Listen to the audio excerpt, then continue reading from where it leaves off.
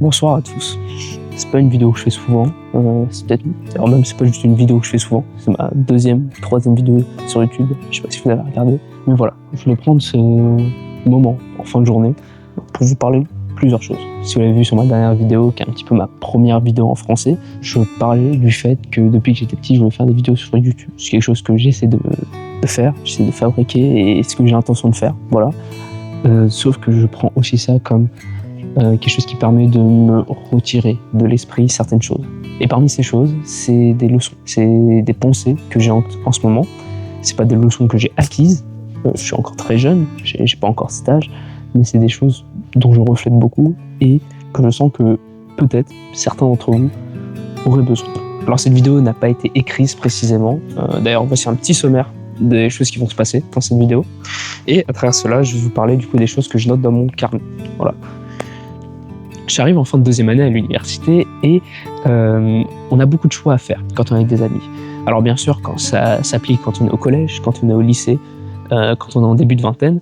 Et je me suis dit que durant cette année et l'année d'avant, j'ai vécu 2 années totalement différentes. J'ai appris beaucoup de changements dans mes interactions sociales. Alors il faut apprendre à dire oui à des expériences, tu apprends beaucoup de cela, et les choses qui te permettent d'avancer dans la vie, qui te permettent de découvrir des perspectives, et ça se fait avec des amis. Beaucoup de gens souhaitent poursuivre des intérêts en solitaire. Alors certes c'est bien de découvrir des choses en solitaire, mais je pense qu'on apprendra beaucoup plus de soi-même en étant avec d'autres personnes. Beaucoup de personnes ont peur de dire oui dans des expériences qui sont nouvelles. Alors pourquoi ? Une des raisons, c'est parce que ils ont peur que cela ne se passe mal. Alors, très simple, il se peut qu'il y ait 10 choses qui se passent mal durant, admettons, un voyage. Mais s'il y a une seule chose qui s'est bien passée, cela vaudra les 10 choses qui ne sont mal passées. Beaucoup de gens parlent du fait de prendre des risques dans leur vie.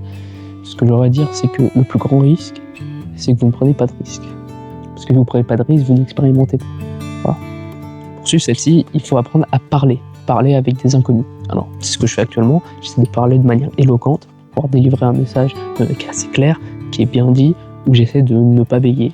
Alors bien sûr, en anglais, je n'y arrive pas du tout, c'est pour ça que cette vidéo est en français. Mais s'il y a une seule règle à faire pour faire bonne impression, mais aussi pour avoir une bonne discussion qui ne s'arrête pas tout d'un coup, c'est que d'abord, pour être intéressant, il faut être intéressé.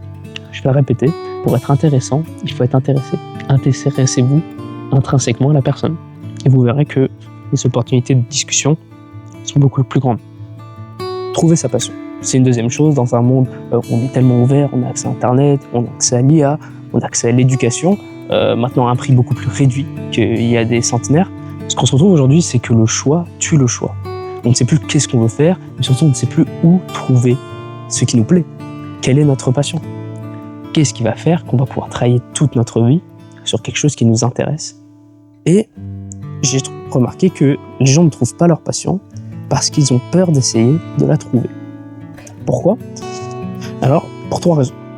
De 1, la peur d'être stupide. 2, la peur de se rater. Et 3, la peur de réaliser qu'ils sont nuls. Alors bon, les remèdes que j'ai trouvés par rapport à ça, c'est qu'il faut toujours essayer. Mais si tu trouves ça un peu cool, essaye. Voilà, tu ne sais jamais où ça va aboutir, le fait d'apprendre. T'as pas besoin de potes, même c'est mieux seul, parce que du coup, il n'y aura pas de problème, tu te feras pas juger, tu pourras que te juger toi-même. Ça t'enlève le problème numéro 2. Bonus, les gens vont te juger dans tous les cas. Ils vont te détester dans tous les cas. Alors, autant qu'ils te détestent pour ce que toi tu aimes faire, pour toi-même.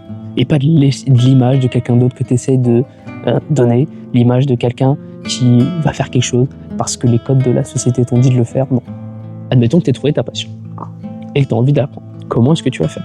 Ça s'appelle le meta-learning en anglais. En français, voilà, toutes les étapes vont s'afficher ici. Première étape, le meta-learning. Tu vas cartographier où tu as envie d'aller. Quels sont les 2-3 objectifs que tu as envie d'apprendre ? Quand est-ce que tu vas le faire ? Et avec quelles ressources, personnes vas-tu l'apprendre ? Ensuite, nous avons le focus.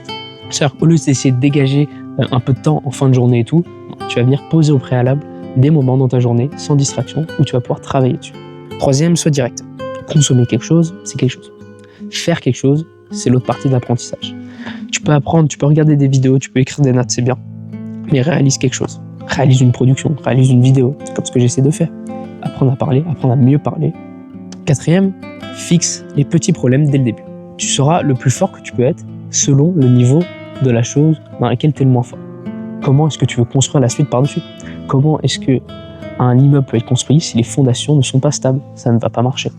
Demande des avis constructifs, pas pour l'ego, voilà, une vraie critique, parfois ça fait mal, mais bon, c'est ce qui sert. L'expérimentation. À la fin, tu auras atteint ce qu'on appelle un bon niveau. Ce que tu vas faire, c'est que tu vas te dépasser, ce que tu as fait sur d'autres projets, pour déjà de un, éviter le plateau, mais deuxièmement, continuer à apprendre parce que tu l'appliques à un autre projet. Et en faisant ça, tu repars à l'étape 1. Voilà. Et ça redescend, et ça continue, et tu apprends d'autres choses. Intérieurement, je voulais vous parler de l'amour. Alors, je pense pas que j'ai tout vécu, du haut de mes 20 ans, j'ai eu quelques expériences, mais pas tout. Je suis encore en train de découvrir, je suis encore un jeune qui découvre ce que c'est la vie. Alors en parlant avec des amis récemment, j'ai remarqué que du coup, nous avons tous des versions différentes de l'amour. Alors je pensais que c'était juste quelque chose entre filles et mecs. Alors oui, c'est très con comme ça, mais je le pensais. Alors qu'en fait, nous avons tous des versions différentes. Je pense que nous devons être très précis au début, dans les attentes que l'on pose à l'autre. Comment ton couple doit être au quotidien, quelles sont les choses à faire, à ne pas faire. Mais surtout et surtout, apprendre à communiquer. Communiquer, c'est pouvoir toucher à des problèmes dès le début. Alors il faut apprendre à parler, parce que j'ai remarqué que c'est comme un ballon. Un ballon, et quand tu communiques pas, le ballon il grandit. Il accumule, et à un moment, ça explose, et tout part en l'air. Et généralement, ça termine mal. Également, pour tous ceux qui pensent que l'amour les fera sentir mieux. L'amour te donnera la confiance en toi, et tout cela, que tu as besoin de quelqu'un d'autre pour vivre. Alors ça, non.